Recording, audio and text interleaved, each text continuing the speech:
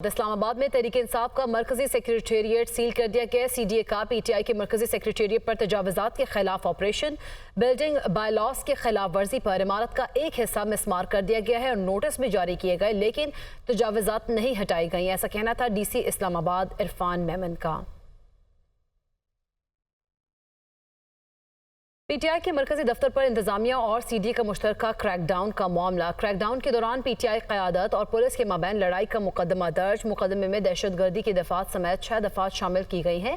مقدمے میں عامر مغل سمیت 25 نامعلوم کارکن بھی نامزد کیے گئے ہیں۔ اسی پر بات کرنے کے لیے ہمارے ساتھ موجود ہیں عادل تنولی۔ جی عادل، آگاہ کیجیے گا اس حوالے سے۔ لیکن گزشتہ رات اسلام آباد کے سیکٹر G8 میں پی ٹی آئی کا جو مرکزی سیکریٹریٹ ہے اس پر اسلام آباد انتظامیہ اور سی ڈی اے کی جانب سے مشترکہ آپریشن کیا گیا ہے تجاوزات کے خلاف، اور اس دوران پی ٹی آئی کے ضلعی صدر جو ہیں عامر مغل کی قیادت میں 20 سے 25 افراد کی جانب سے احتجاج کیا گیا اور اسی دوران پولیس کے اوپر حملہ بولا گیا ہے، جس پر نقص امن کا خطرہ پیدا ہوا۔ تاہم موقع پر ہی اسلام آباد پولیس کی جانب سے عامر مغل کو گرفتار کیا گیا ہے اور اس کے علاوہ 20 سے 25 نامعلوم افراد کے اوپر مقدمہ درج کیا ہے، جس میں مجموعی طور پر دہشت گردی کی دفعہ سمیت 6 دفعات جو ہیں وہ لگائی گئی ہیں۔ پی ٹی آئی کے ضلعی صدر کو جو ہے پولیس نے موقع سے ہی گرفتار کیا گیا تھا اور اس میں یہ بتایا گیا ہے انتظامیہ کی جانب سے کہ سی ڈی اے کے آپریشن کے دوران عامر مغل نے آتے ہی ہوائی فائرنگ شروع کر دی ہے اور اس دوران مشتعل ہجوم کی جانب سے پولیس پارٹی کے اوپر حملہ بولا گیا ہے، جس میں پولیس اہلکاروں کے ساتھ مزاحمت کی گئی ہے اور ساتھ ہی ساتھ پولیس اہلکاروں کی وردیاں جو ہیں وہ بھی پھاڑی گئی ہیں اور سنگین نتائج کی دھمکیاں جو ہیں پی ٹی آئی قیادت کی جانب سے دی گئی ہیں، جس کے اوپر اسلام آباد پولیس کی جانب سے تھانہ کراچی کمپنی میں مقدمہ درج کیا گیا ہے اور مقدمے میں 20 سے 25 افراد پی ٹی آئی کے جو ہیں ان کو نامعلوم، جبکہ ضلعی صدر عامر مسعود مغل کو جو ہے وہ مرکزی ملزم نامزد کیا ہے۔ مجموعی طور پر 6 دفعات جو ہیں اس مقدمے میں لگائی گئی ہیں۔ مقدمہ کراچی کمپنی میں علاقہ مجسٹریٹ یعنی سرکار کی مدیریت میں درج کیا گیا ہے۔ اس کے علاوہ پولیس کی جانب سے یہ بتایا گیا ہے کہ جو لوگ رات کو پولیس کے ساتھ مزاحمت کر رہے تھے ان کی گرفتاری کے لیے باقاعدہ طور پر ٹیمیں تشکیل دے دی گئی ہیں، کیونکہ 20 سے 25 افراد تھے جنہوں نے اسلام آباد پولیس کے ساتھ مزاحمت کی ہے۔ اسی طرح اس دوران سی ڈی اے کا عملہ اور ضلعی انتظامیہ کے جو افسران تھے وہ بھی موقع کے اوپر موجود تھے۔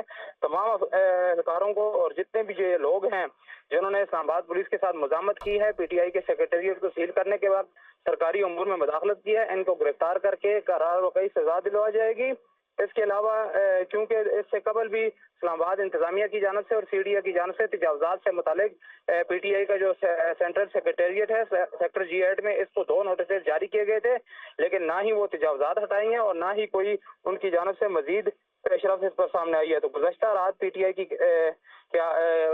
آئی کے جو سینٹرل سیکریٹریٹ ہے اس کے خلاف اسلام آباد پولیس کی جانب سے اور انتظامیہ کی جانب سے یہ آپریشن کیا گیا ہے تاکہ یہ تجاوزات ختم کی جائیں۔ ہمیں آگاہ کر رہے تھے۔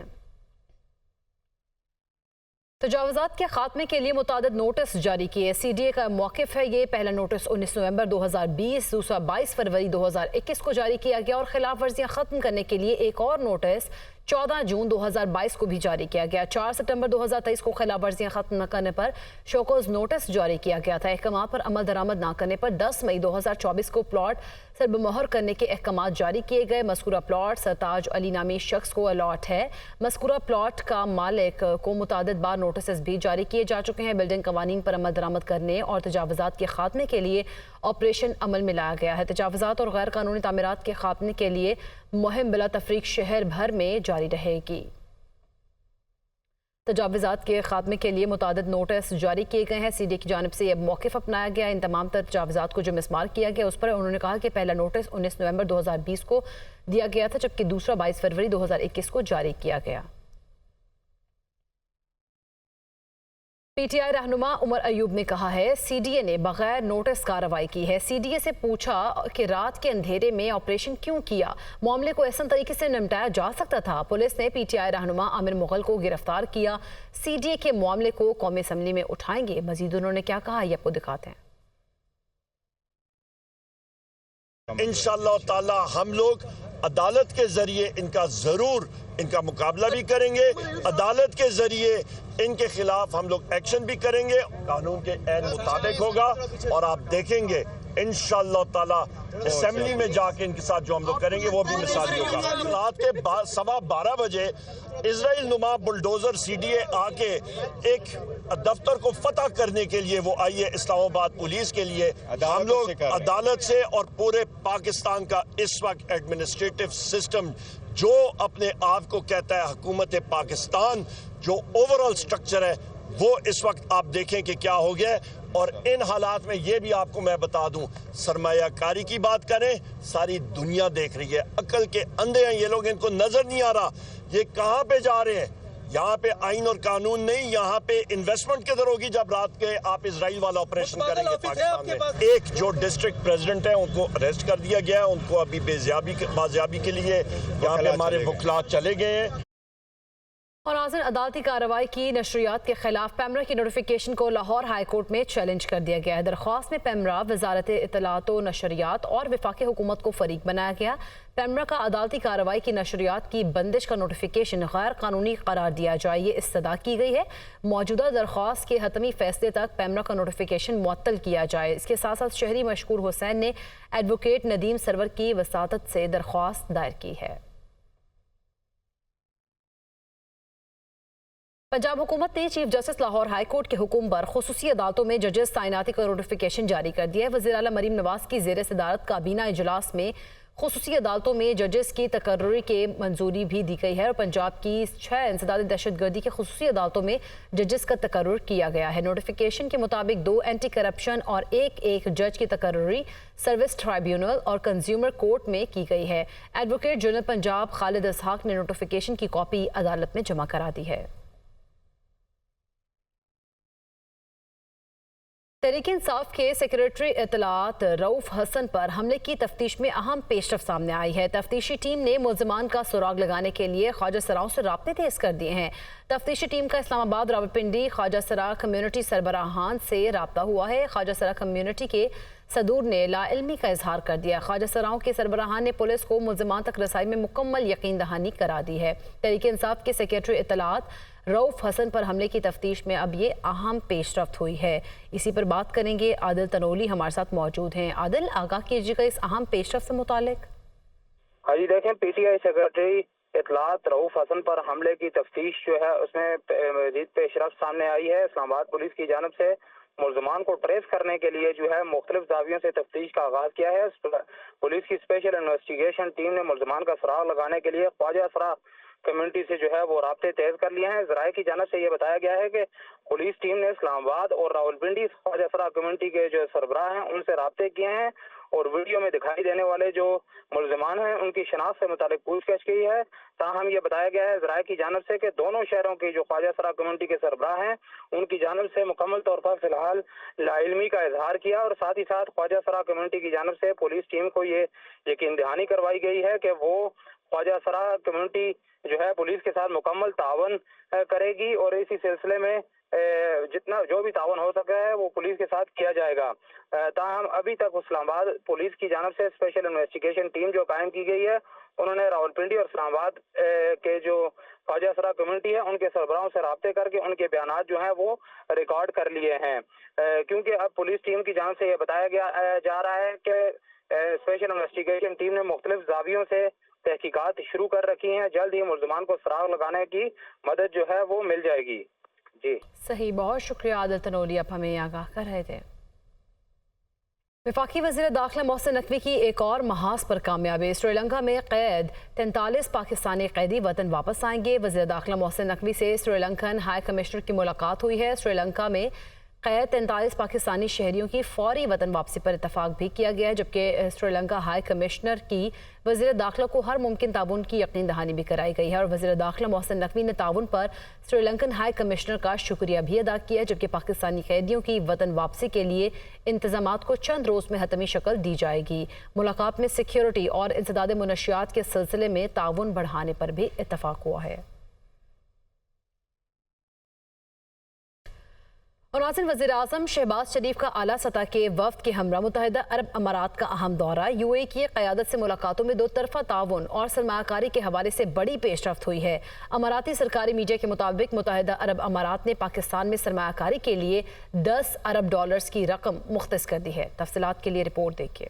वज़ीर-ए-आज़म शहबाज शरीफ के दौरे यूएई में बड़ी कामयाबी। इमारत ने पाकिस्तान में सरमायाकारी के लिए $10 अरब की रकम मुख्तस कर दी। इमारती सदर शेख मोहम्मद बिन जायद अल नहयान से मुलाकात में ऐलान। यूएई के सरकारी मीडिया की भी तस्दीक। यूएई के सरकारी मीडिया के मुताबिक सरमायाकारी के लिए खतीर रकम का ऐलान पाकिस्तान के मुआशी इस्तेहकाम और दो तरफा ताउन को मजीद फरोग देने के लिए किया गया। अबू धाबी में होने वाली अहम मुलाकात में वज़ीर-ए-आज़म ने यूएई की सरमायाकारी के मंसूबों पर अमल दरामद यकीनी बनाने के आज़म का इजहार किया। शहबाज शरीफ चेयरमैन और Abu Dhabi fund for development के डायरेक्टर जनरल मोहम्मद सैफुल सवैदी से भी मिले और दौरे पाकिस्तान की दावत दी। वज़ीर-ए-आज़म की चेयरमैन अबू धाबी ऐवान तिजारत अब्दुल्ला मोहम्मद अल मज़रूई से भी मुलाकात हुई। कबल अज़ीम वज़ीर-ए-आज़म अबू धाबी पहुंचे तो नायब सदर, नायब वज़ीर-ए-आज़म और चेयरमैन सदारती दरबार शेख मंसूर बिन जायद अल नहयान ने उनका पुरतपाक इस्तकबाल किया।